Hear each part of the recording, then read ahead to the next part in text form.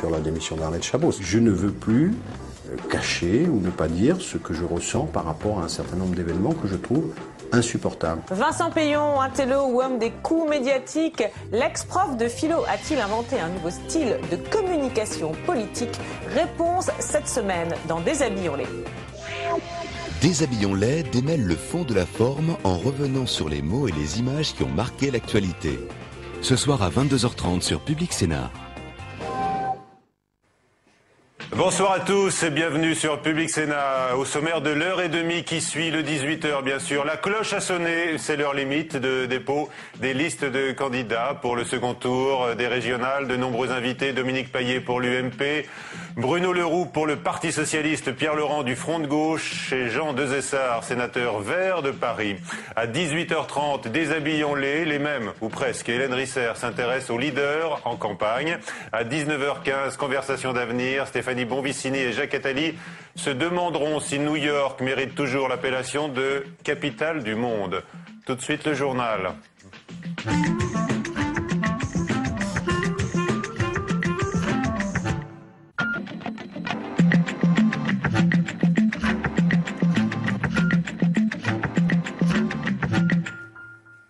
Le 18h, toute l'actualité politique et parlementaire. Voici les titres de ce mardi 16 mars. Une déclaration commune signée Martine Aubry, Cécile Duflot, Marie-Georges Buffet, annoncée sur les alliances de second tour des régionales. À l'issue d'ultimes arbitrages au petit matin, des listes communes sont annoncées dans la plupart des régions à gauche. La Bretagne, le Limousin, mais également la Picardie font exception.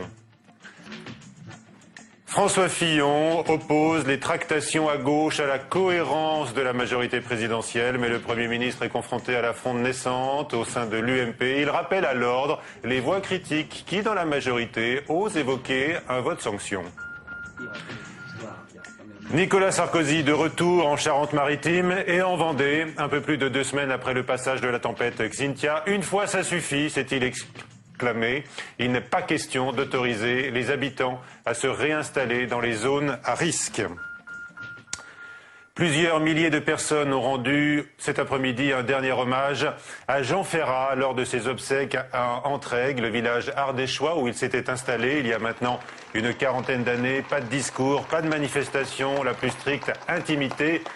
C'était la volonté du chanteur. Son frère Pierre a brièvement pris la parole, puis 2 jeunes filles de la famille ont lu « Que serais-je sans toi ?» le poème d'Aragon que Jean Ferrat avait mis en musique. Francesca Solville a chanté « Ma France », puis Isabelle Aubray a également interprété un autre air a cappella que « C'est beau la vie ».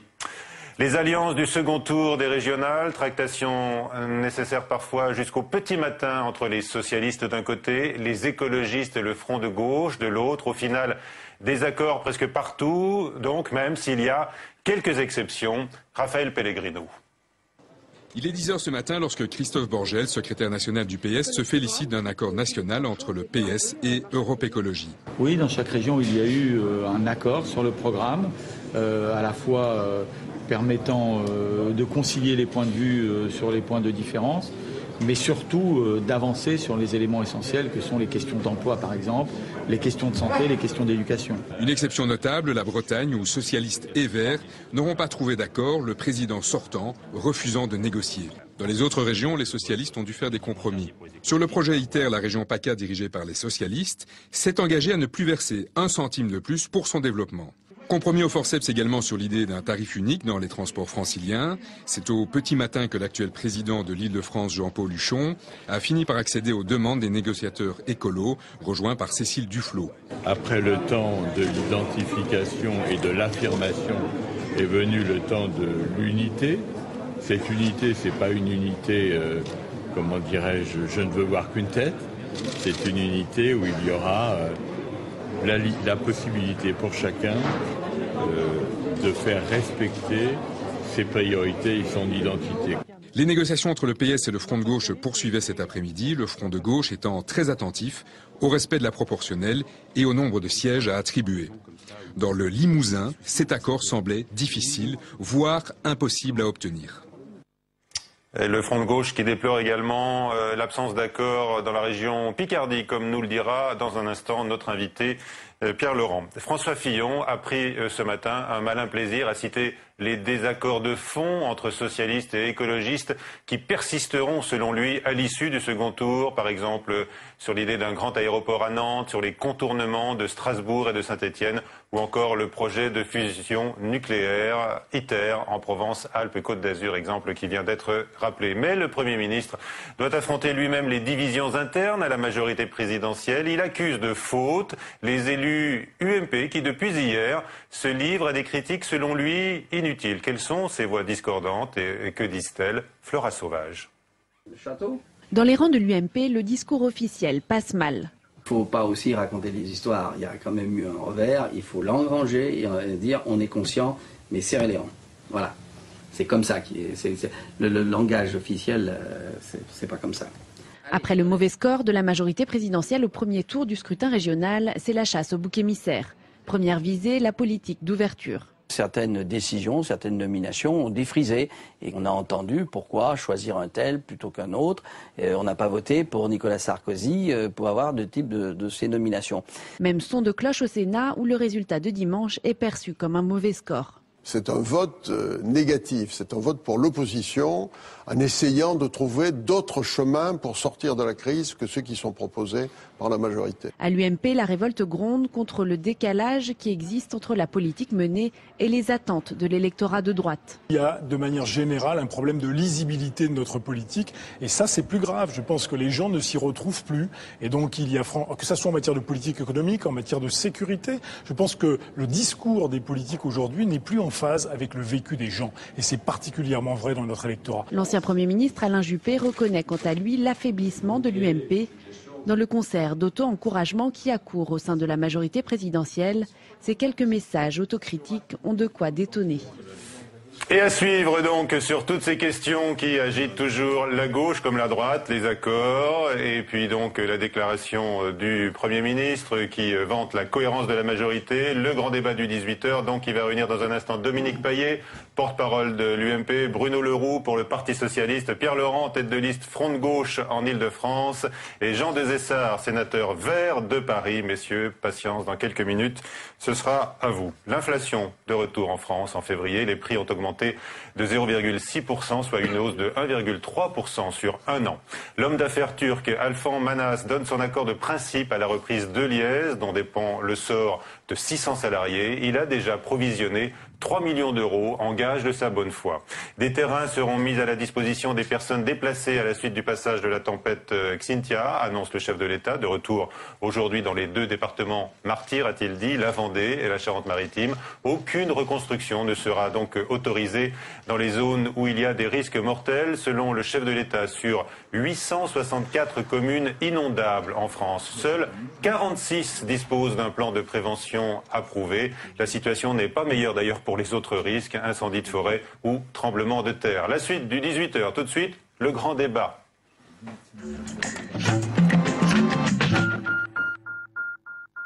Nos invités, je vous les présente rapidement à nouveau. Dominique Paillet, donc Bruno Le Roux, Pierre Laurent et Jean Desessard. Évoquons d'abord la situation à droite face à la gauche. Dominique Paillet, ce n'est pas un 3 contre 1 ce soir sur le plateau. Vous allez pouvoir vous exprimer. Mais d'abord, que dites-vous du rassemblement de toute la gauche pour le second tour? On a entendu il y a quelques instants le porte-parole du PS, Benoît Hamon, se féliciter de cet accord lors d'une conférence de presse. Donc Limousin et Bretagne excepté, la gauche fait l'union. Le Front National impose 12 primaires. Comment la majorité présidentielle peut-elle encore y croire? Limousin, Bretagne, Picardie, Réunion, et je peux en citer d'autres. Donc je crois que c'est un travestissement de la réalité. La gauche n'est pas unie sur le territoire comme l'est la droite. Elle était d'ailleurs la droite avant le premier tour. On essaie de nous enfumer avec cette présentation, mais sur le terrain, les électeurs verront qu'il y a des différences, des divergences et souvent des conflits. Alors vous dites on essaie de nous enfumer. C'est-à-dire que vous allez critiquer, dénoncer ces accords de dernière minute jusqu'à dimanche? Non. On les a dénoncés, enfin on a expliqué, mais les Français l'ont vu comme nous, ce que donnaient ces tractations, des accords qui se faisaient ici, puis qui ne se faisaient plus, Monsieur Placé qui intervenait pour dire qu'il n'y avait pas accord national, puis après il y avait accord national, bref, du marchandage habituel, mais nous n'allons pas placer le second tour de la campagne sur cette mise à l'index, entre guillemets, d'un comportement qui n'est pas véritablement des plus positifs. Quand même, on a entendu aujourd'hui le Premier ministre pointer les différents désaccords de fond, selon lui, qui vont persister entre les Verts et les socialistes dans les régions. C'est le fait du jour. Et il y a une tentative d'union sur l'ensemble du territoire dans chacune des régions. Cette tentative n'a pas réussi dans un certain nombre de ces régions, dont acte maintenant ces projets contre projets. On va bien voir ce que le maelstrom de l'accord va donner en termes de projets pour la gauche soi-disant réunifiée. Est-ce que l'écologie, selon vous, dépasse les clivages? Est-ce que les électeurs d'Europe Écologie du premier tour peuvent se retrouver sur les listes de la majorité présidentielle? Écoutez, nous leur avons évidemment tendu la main, simplement en leur rappelant ce qui avait été fait depuis 2007 et ce qui a été fait avant 2007.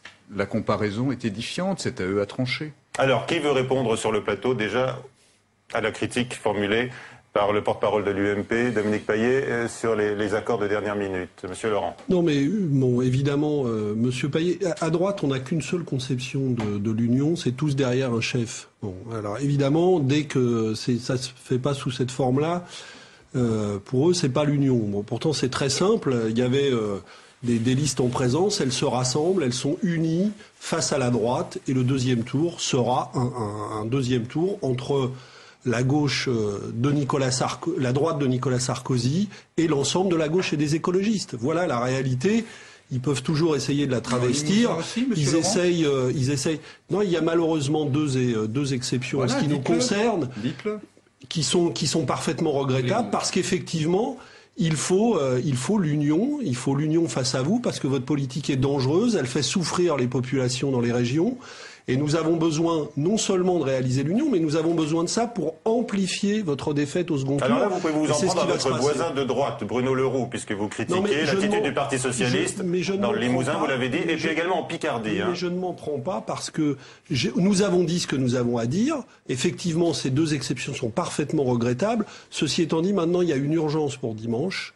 C'est que le rassemblement le plus large possible se fasse à gauche pour battre la droite, parce que le plus dangereux dans tout ça, ce serait que des régions soient gagnées par la droite. Donc, il faut maintenant donner la priorité à ça dans les 4 jours qui viennent, amplifier la défaite de la droite au deuxième tour, mettre toutes les régions à gauche, et puis ensuite, nous reparlerons des difficultés qui ont surgi dans les 48 dernières heures. Ensuite, Bruno Le Roux, on parle des difficultés après le second tour, alors.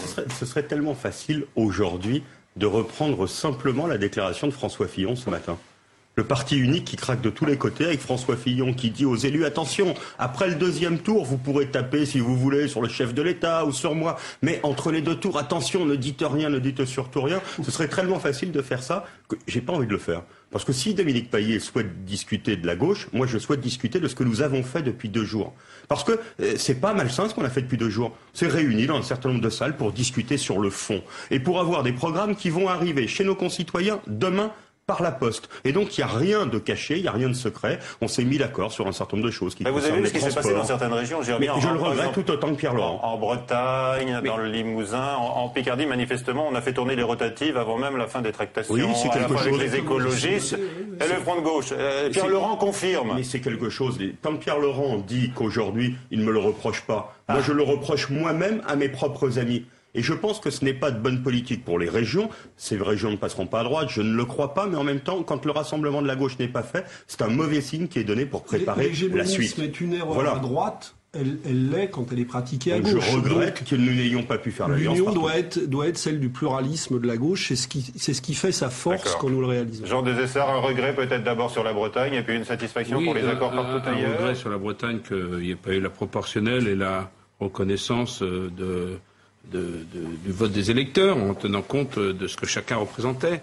Mais pour répondre à mon voisin de gauche, et des circonstances à gauche. Des circonstances, absolument. On a déjà géré des régions ensemble. 20 régions sur 22, et le taux de satisfaction des gens est important.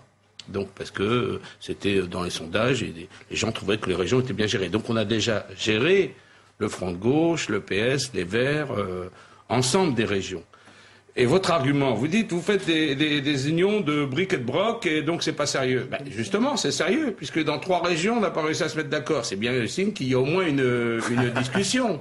Alors après, en quoi qu'est-ce qui se passe? Donc, on a des points de divergence dus au fait qu'on n'est pas dans les mêmes formations politiques, qu'on n'a pas les mêmes attentes, mais on est d'accord sur des points essentiels pour gérer les régions. Alors, les points annexes, eh bien, il y a un débat, il y a un hémicycle, il y a des composantes, il y a des groupes qui discutent, qui amendent. Il y a un exécutif qui doit quand même être uni au moment des décisions. Il doit être uni au moment des décisions, mais vous n'allez pas me dire que l'exécutif ne doit pas prendre le pouls de la population, ne doit pas tenir compte du législatif. Il y a des exécutifs, mais il y a aussi un législatif, c'est-à-dire des assemblées qui délibèrent. Eh bien, ça c'est bien. Je sais qu'on n'a plus l'habitude d'écouter le Parlement. Ce gouvernement n'a pas l'habitude. Mais il est bien que, justement, chaque exécutif mette un projet en débat et que c'est le Parlement de la région qui décide. Allez, Dominique Payet, il prend la parole, il est tout seul, hein, vous êtes trois. Deux observations simples et pas dans un esprit polémique, mais simplement pour traduire la réalité des choses. Il y a eu dans 20 des 22 régions des gouvernances vertes Parti socialiste au cours de la dernière mandature. Ces gens-là sont partis sur liste séparée au premier tour et les uns n'ont eu de cesse qu'à vilipender le bilan des autres auxquels ils étaient pourtant associés. Les Verts en Île-de-France ont critiqué très largement il y a deux perceptions de la campagne. La population peut regarder les tracts ou les documents électoraux des deux partis. Deuxième chose, l'union est une bonne chose, tant mieux. Je suis d'accord avec cela, nous la pratiquons. Aujourd'hui, dans plus d'un quart des régions, c'est-à-dire plus de 6 sur 26, il n'y a pas d'union de la gauche pour le second tour. C'est vrai des régions que vous avez citées, notamment la Bretagne avec les Verts. Il y en a d'autres avec le Front de gauche. En Bretagne, le Parti socialiste à la Réunion des Verts. Non, mais c'est pas une question de besoin. C'est pas une question de besoin. C'est que si au second tour, vous avez des listes de gauche qui vont séparément sur des projets distincts, la population doit s'attendre au troisième tour à d'autres négociations. C'est-à-dire que le projet des uns et le projet des autres devront de toute manière trouver une voie de compromis après l'élection.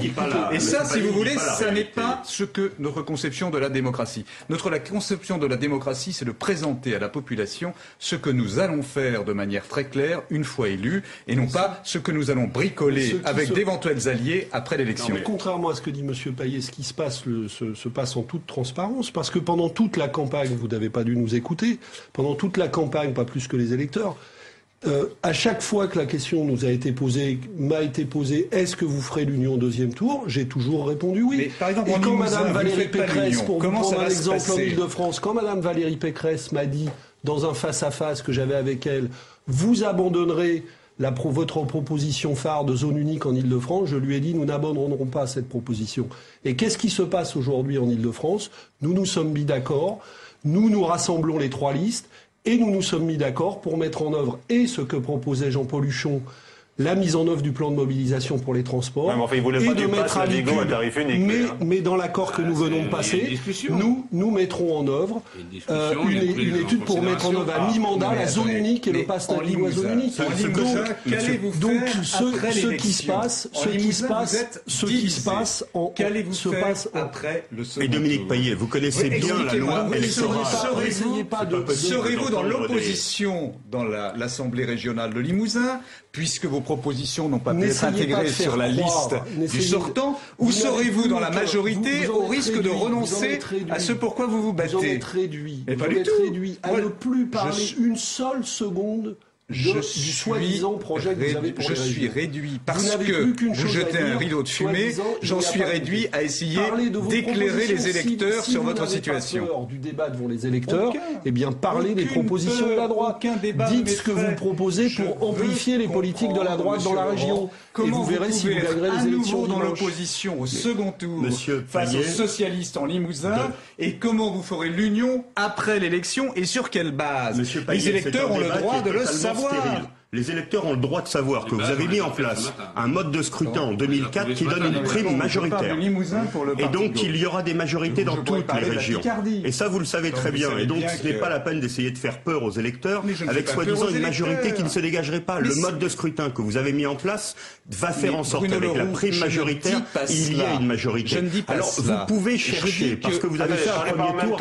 Non mais attendez, terminez monsieur Leroux. Depuis tout à l'heure, il a fait un premier tour calamiteux. On parle de la Bretagne. Madame Malgand fait fait 23%. Il n'y a jamais eu un score aussi bas en Bretagne. Et aujourd'hui, il faudrait reporter sur la gauche des choses qui sont les turpitudes de la droite. Le Premier ministre, depuis ce matin, essaye de remettre au pas une majorité qui est une majorité qui lui rentre dedans en disant vous avez fait une mauvaise campagne. Donc, Monsieur Payet, reconnaissez que vous avez sur cette élection manier aucune idée, que les électeurs vous l'ont reproché et que vous n'êtes pas en situation dans ce deuxième tour d'espérer mieux qu'au premier tour. Alors n'essayez pas d'introduire de la confusion, il y aura des majorités dans chacune des régions, c'est le mode de scrutin que vous avez voté. Et donc ne faites pas peur, nous nous entendrons quand nous ne sommes pas entendus pour le deuxième tour, nous nous entendrons après et il y aura des majorités de gauche dans les régions qui travailleront. Réponse Dominique Payet. C'est juste pour recadrer un peu le propos qui était le mien. Mais c'est vous qu'il faut recadrer. Pas là. du tout, pas du tout. Je dis simplement à vous entendre que vous êtes tous des grands partisans de l'Union. Je répète que pour ce qui nous concerne, elle était faite avant le premier tour. Eh oui, le parti unique, mais nous non plus, nous ne sommes pas pour le parti unique, vous le voyez bien.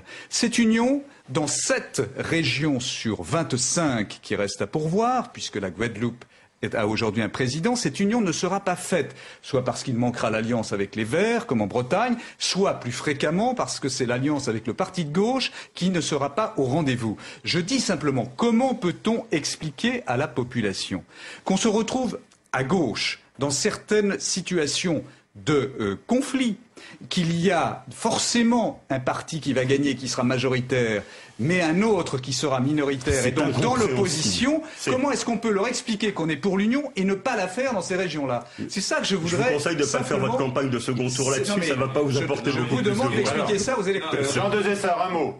Et ensuite on avance dans le débat. Oui, parce que là on n'est pas sur des choses sérieuses. Je vous remercie d'être admiratif de ce que nous réussissons. Avec difficulté. J'ai vu que vous êtes très content qu'on réussit l'Union. Et vous avez l'air d'être un peu déçu lorsqu'on ne le réussit pas dans quelques endroits. Non, je trouve ça très bien. C'est vous qui vous vantez de faire l'Union et qui sur le terrain ne la réalisez pas. C'est dommage. On est comme vous. On trouve dommage de ne pas avoir réussi un peu plus, mais franchement, je ne m'attendais pas que vous soyez aussi déçus qu'on ne réussisse pas l'Union. Et en Bretagne, où les problèmes environnementaux sont énormes, important. Région que je connais bien, vous êtes évidemment là sur un terroir emblématique et vous êtes divisé. Alors, je vous ai entendu, Jean, je vous ai entendu. Oui, attendez, Dominique Payet, je vous ai entendu il y a un instant, vous avez dit aucun débat ne m'effraie. Vous l'avez dit. Au contraire. Alors qu'on voit quand même, il y a une forme de discipline qui l'emporte quand même à gauche. Les accords sont quand même très majoritaires. Mais dans la majorité présidentielle, il y a une forme d'indiscipline qui s'exprime depuis quelques jours, depuis lundi matin. Pour le monolithisme à l'intérieur du parti. Alors, sur la gauche. Avec des critiques sur la stratégie du chef de l'État, comme directeur de campagne, avec la stratégie de l'Union au premier tour, mais également comme président de la République sur l'ouverture ou sur le rythme des réformes, qui est par exemple critiqué par Alain Juppé sur son blog. Est-ce que vous redoutez ce débat d'après-élection? Écoutez, moi je le souhaite. Mais avant que ce débat n'ait lieu, il faut que nous ayons les résultats du second tour. Et donc, je demande à mes petits camarades de garder jusqu'à cette date-là, c'est-à-dire dimanche soir ou au mieux lundi matin, la nuit pouvant porter conseil, de garder une sorte de sérénité et de réserve. Toutes nos forces doivent être jetées dans la bataille. Après, il sera sans doute l'heure de dresser un bilan et d'en tirer des conclusions. Est-ce que vous êtes sur la même ligne? Oui, vous allez répondre. Est-ce que vous êtes sur la même ligne d'abord que le chef de l'État? Parce que on lit dans la presse les comptes rendus des réunions qui se tiennent à l'Élysée, d'ailleurs depuis dimanche soir 19h, encore hier matin. Et il y avait même ce titre du Parisien ce matin, Nicolas Sarkozy sur un nuage. Écoutez, moi je ne suis pas sur un nuage, mais Bruno Leroux peut en attester. Nous avons fait dimanche soir l'ouverture ensemble d'un plateau de télévision qui n'était pas le vôtre, et j'ai pris ouvertement le pari très simple que le solde à l'issue de ces échéances pour l'UMP serait positif. Nous avons aujourd'hui 2 régions présidées par l'UMP, nous en aurons plus, je le dis très fortement et avec beaucoup de conviction, au soir du deuxième tour. Et c'est à l'aune de ces présidences qu'on mesurera les résultats et qu'on quantifiera l'éventuel succès. J'ai entendu Pierre Laurent dire notamment qu'il fallait absolument que les régions restent ou passent toutes à gauche car il y aurait danger pour les Français. Qu'est-ce que vous avez voulu dire? Je crois que l'enjeu finalement de ces élections, on le voit bien, et je crois que les électeurs l'ont compris, c'est de savoir si les régions vont servir à amplifier la politique de Nicolas Sarkozy, à être des relais au service de cette politique, ou au contraire, est-ce qu'elles vont constituer des protections contre ces politiques, des points d'appui contre ces politiques, et des lieux de promotion de logique de solidarité. Alors, c'est ça l'enjeu du second tour. Votre réponse? Et voilà, et je crois que les électeurs l'ont très bien compris. Cette présentation des régions comme des boucliers à la politique du gouvernement. Je n'ai pas de réponse à apporter à cette crainte parce que je ne la partage évidemment pas. Moi, ce que je souhaite, c'est que pour l'efficacité de la politique nationale que nous avons mis en œuvre, et les Français le savent bien, notamment pour ce qui concerne la lutte contre la crise économique, il y ait des présidents de région qui puissent relayer, amplifier, de manière à ce que le quotidien de nos concitoyens en soit amélioré. Mais vous ne pouvez pas ne jamais écouter les électeurs. Vous ne pouvez pas ne jamais écouter. Les électeurs ont parlé en 2002. Ils ont parlé en 2007. On vous a entendu. Ils parleront en 2012 et ils ne vous ont pas fait confiance. Dire les électeurs, on dit ça, mais peu importe. C'est pas possible de faire comme ça. J'ai entendu mon voisin de gauche. De droite. J'ai entendu mon voisin dire justement qu'il fallait qu'il y ait des régions à droite parce que ça permettait d'amplifier la politique de M. Sarkozy. Au secours, surtout pas ça. Mais non, mais surtout pas ça, justement. Messieurs, peut-être un point d'accord pour terminer. On va parler de l'abstention. Il nous reste quelques minutes. Je voudrais qu'on revienne parce qu'il y a des chiffres que l'on découvre jour après jour. On n'a pas regardé tout cela à la loupe dès dimanche soir, mais dans certaines villes, le taux d'abstention est tout à fait phénoménal. C'est ce que nous dit Vanessa Némé. Exemple à l'appui. Pour le premier tour des régionales, Clichy-sous-Bois est resté sans voix. Plus de 71% des inscrits n'ont pas voté. C'est moins d'un électeur sur 3. Un signal fort à l'encontre des politiques. Les gens, ils ont plus confiance aux gens qui sont élus. Plus de choses pour les jeunes, plus de travail déjà. Que des promesses comme ça qu'on n'a jamais vues en fait. Clichy-sous-Bois, 28 000 habitants, reste la ville la plus pauvre de France. Le taux de chômage y est 2 fois supérieur à la moyenne nationale. Pour le collectif citoyen Assez le feu, l'abstention record s'explique simplement. Il y a un énorme décalage entre la population et l'élite politique, c'est-à-dire que plus personne n'est en phase. On a des populations qui sont en souffrance, qui sont absolument accaparées par leur quotidien, donc bien loin de toutes ces préoccupations politico-politiciennes. Le député maire UMP d'une commune voisine Laurency n'est pas d'accord. Rénovation urbaine, prolongement de la ligne T4 de tramway, les efforts pour améliorer le quotidien des gens sont réels. Pour Éric Raoult, l'abstention n'est pas un vote sanction envers sa majorité. On a cumulé en fait l'absence parfois de proximité, l'absence d'enjeu et puis aussi la difficulté d'expliquer que les régions, ça avait une signification d'amélioration de vie quotidienne. Le Front National a profité du malaise ambiant. Le parti d'extrême droite a récolté plus de 12% des voix au premier tour à Clichy.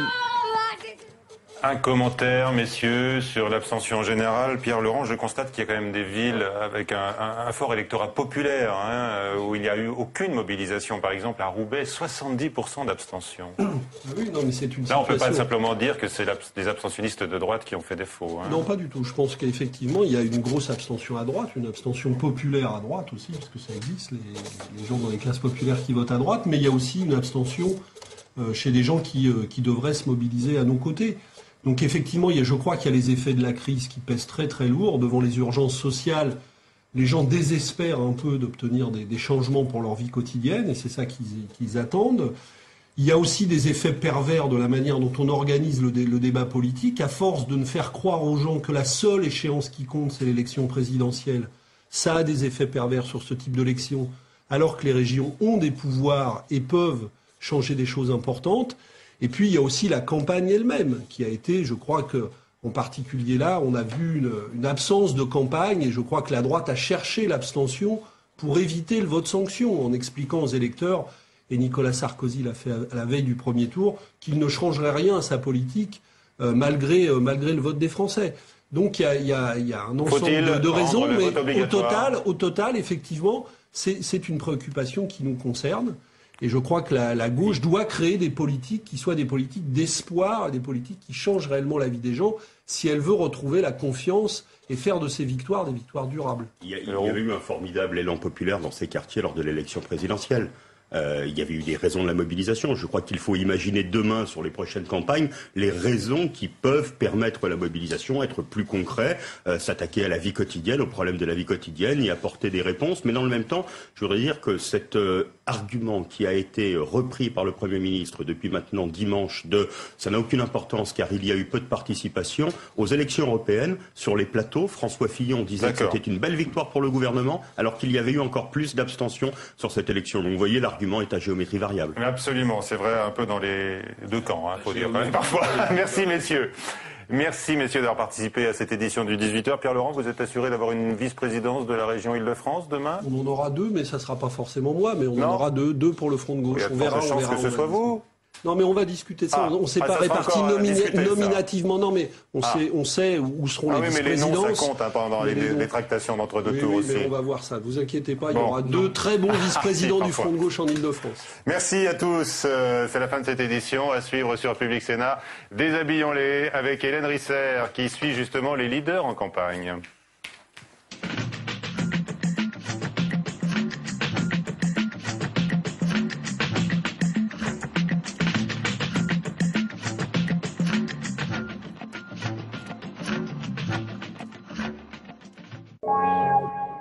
Peut-on manger des fraises en hiver? Béatrice Limard est allée à Huelva, au sud de l'Espagne, où se pratique la culture intensive de la fraise d'hiver.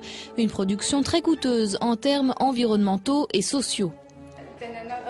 En Roumanie, j'ai un mari et des enfants. C'est dur pour ma fille. Elle a 5 ans. La rançon de la fraise, un documentaire qui remet en cause nos habitudes alimentaires, sur Public Sénat, samedi à 22h, suivi d'un débat animé par Élise Lucet.